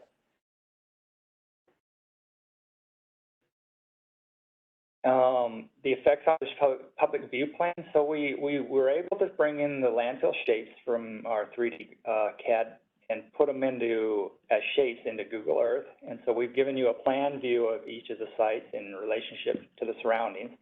And then on each of the sites, we actually took 3 locations around the landfill at different locations and gave you a static profile view of the landfill from that distance. And the file that we gave you, the KMZ file, if you're able to use Google Earth, you should be able to go in and actually zoom around the landfill sites and do different views yourself and fly around the the island and take a look at all this. So we gave you instructions on how to use the file. So you can see in the background about 3/4 of a mile from the landfill at that one site location, which is listed on the overhead view, location number 1. That's the profile of the landfill. So the question I have is, you had done these views with 100-foot depth for the landfill. My concern is, I know over the years, Waimanalo Gulch was supposed to be at 150 feet, then it went up to 200 plus feet, then it was supposed to be below the neighboring ridge lines. It's above the ridge lines now. So what guarantees do we have that 100 feet is going to be sufficient and adequate? For how many years are we looking at? And the reason I ask that is because the longer the landfill is there, the more resistance you're going to get around the island from moving it. And I want to make sure we don't build another hill in the middle of wherever this is going to be placed and then be accused of, well, we're building more mountains. And it's blocking certain significant cultural views. So I'm just concerned about that height that was identified and how valid that's going to be for how long.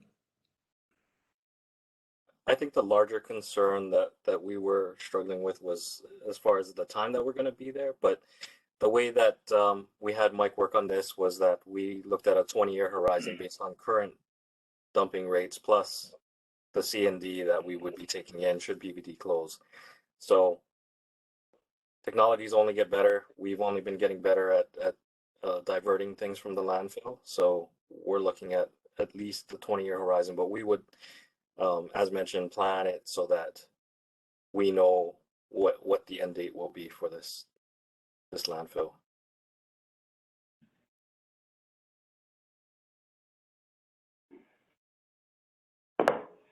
So adding to that comment a little bit, we had to set standards on the size of the landfill and the design parameters in order to verify the waste fill volume. So, it's a conceptual level. during the EIS and the permitting design process, the landfill configuration could change slightly. And it could be slightly lower, it could be slightly bigger, it could be slightly taller during that process. But, you know, the idea was to come up with an area and sites that would fulfill that 21.5 million cubic yards of capacity as a starting point.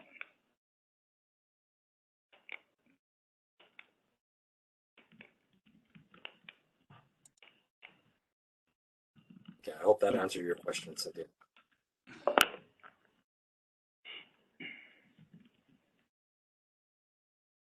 Okay, so I'm going to be moving on with this. So again, as mentioned earlier, the rating assistance form was provided to the LAC as a means for you to work offline to do your ratings. So again, you can fill in with the sites in the first column and the rating 0 to 6 in the row above the table. And there's a short summary of all the information that's provided in those documents that Mike mentioned. Josh, did you provide us with a worksheet, an Excel worksheet like you did the last time before we jump in and submit it online? Sorry, yes. So this is that resource, and it has been provided to you. So it's going to be like this for all of the criteria. Thanks. By the way, folks, I know we're over time. It's almost 4:10. Josh, we're kind of close to being POW, right? You have a handful of slides left? Yep, we're really Okay. close together. Okay, good. Okay. So this is what the question will look like on the Microsoft form in Microsoft Forms. So it's basically the same as the table. So if you put X's in that assistance form, you'll know exactly what to check in the questions on Microsoft Forms. And the other thing to note is that the the ratings are defined here. So 0 being no potential effect and 6 being potential significant negative effect. So you'll know what each number value represents. Not each number value, but each end of it, sorry.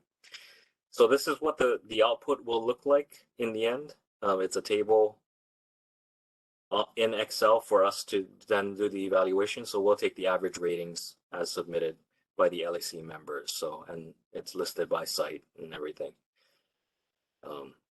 This again, disclaimer, these are for testing purposes only. Don't take these with a grain of salt. So one thing I wanted to make clear was how we end up doing the calculation. So as far as proximity to nearby ecologically important areas, as an example, we liken 0 to having no effect. And that kind of makes sense. I think you would agree. And 6 being a significant effect, which is a bad thing. In order to do the calculation to give a higher score or more points to a site, that rating must then be reversed.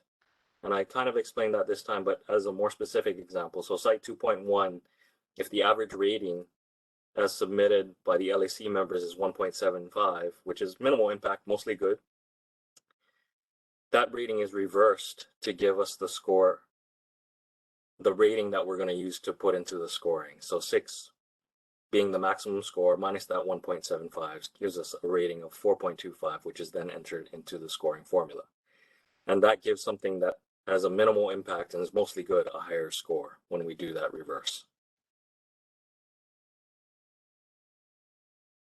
So as mentioned, we take those average ratings, we reverse them, and the sites with the less impact or the lower ratings initially get the higher ratings for the scoring purposes.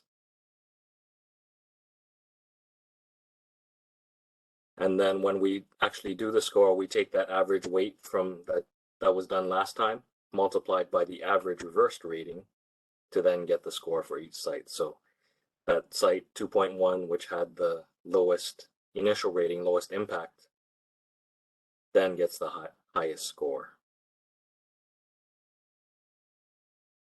Okay, so today's meeting, after today's meeting, we expected that you would fulfill the ratings by next Monday, March 14th, but there's a couple questions that we still need to answer, the archaeological and the EJ. So we'll look into that. We'll get back to you within a day or two, and then we'll adjust the date, the due date accordingly. And at meeting 7, we're going to show everybody what the scores and rankings are at that point. Next slide. Okay. So we're opening it up for discussion from the LAC at this point, or any questions. I believe Tricia had one that we've kind of pushed out to this point. Yeah. So if you want to ask the question again, Tricia, so that the team can respond. Remember. It's okay. No, I think I asked it. It's fine. You sure? Okay. I don't remember what it was. Any other committee members? I would like to ask for a copy of the letter that the city is going to send to the LUC. Okay. Well, once we get that letter drafted, we'll send the draft out to the LAC for review, but we'll have to discuss at the next meeting what, if the contents are good or not. You can provide comments directly to me, but as far as seeing everybody else's comments due to sunshine law, we can't share them until we're in a public forum.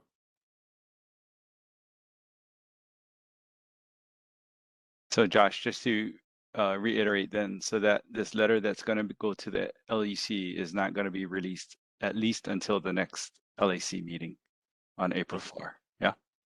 When everybody has a time to openly review and provide comments. Yes. But at that time, we'll also have a game plan put together and we'll present on that as well, how we're going to proceed with that. And we'll look at the timelines. If the timelines look a little too short, then we may start the process already, but hopefully we can still submit any other documents necessary. And then I think you were also going to take a look at the LUC meeting schedule to see if the city can get on the agenda. Yeah. Mm-hmm. Okay. Any other discussion on the scoring methodology that was covered and the subjective evaluation? Just have one, John. Suzanne, please. Just as just to refresh my memory, the objective criteria, that's all being ranked by you folks because it is objective criteria and the city and the consultants are doing all the measurements and then ranking. Is that correct? Correct. They're clearly measurable. So we're comparing the best site to all the others, or the other sites to the best site. Yes. Thank you. And that might be the difference in addressing Nicole Chatterson's question as far as measurable. Those are definitely, measurable at distance or others, clearly. Okay. Thanks. Any other questions, comments on this? Oh, okay. So moving on, we're almost done, folks. So quickly, announcements and adjournment. Okay, so announcements, you have your homework. Josh, remind us again, when was the deadline for the homework? It was next Monday, March 14th. March 14th, okay. Back to you within a day or two to see when we can get the additional information to you, if any, and then adjust that date. Okay, so we're shooting for March 14th. Correct. Okay. And our next LAC meeting, number 7, is scheduled for April 4th, tentatively. So please keep that on your calendars. I believe we have 2 p.m. to 4 p.m. as well on that one. And it just as, a follow-up recap, based on today's discussion, we are gonna move forward with this parallel track. We totally hear and understand the concerns shared by you folks. So we'll definitely be doing a parallel track. And we don't want to dismiss the concerns and force you folks to go down a path that you don't want to. Okay. Okay, so anything else to discuss, you folks? Good job today. Really good discussion. Oh, go ahead. Just looking at my calendar, I might have a conflict on April 4th. Just wanted to let you guys know ahead of schedule. Okay. I think that's something we could look into, Josh and HDR. If we need HDR might reach out to you if we're looking to reschedule that then. But at this point, consider April 4th the day, unless you get contacted. Okay, thank you. Okay, so there being no other business, is there a motion to adjourn LAC meeting number 6? John, I will Motion to adjourn. Jimmy moves to adjourn, seconded by I'll Cynthia. second, sure. Second, thank you, Cynthia. Are there any objections? No objections. Hearing none. LAC meeting 6 is adjourned at 4:17. Thanks so much for your time, everybody. And then if you're watching at home, thank you for your time and interest in this process as well. Really do appreciate it. Until next time, you folks, take care. Thanks. Thank All right, you. John, thank you. Thank you, everybody. Thanks for staying late. Yep, thank you.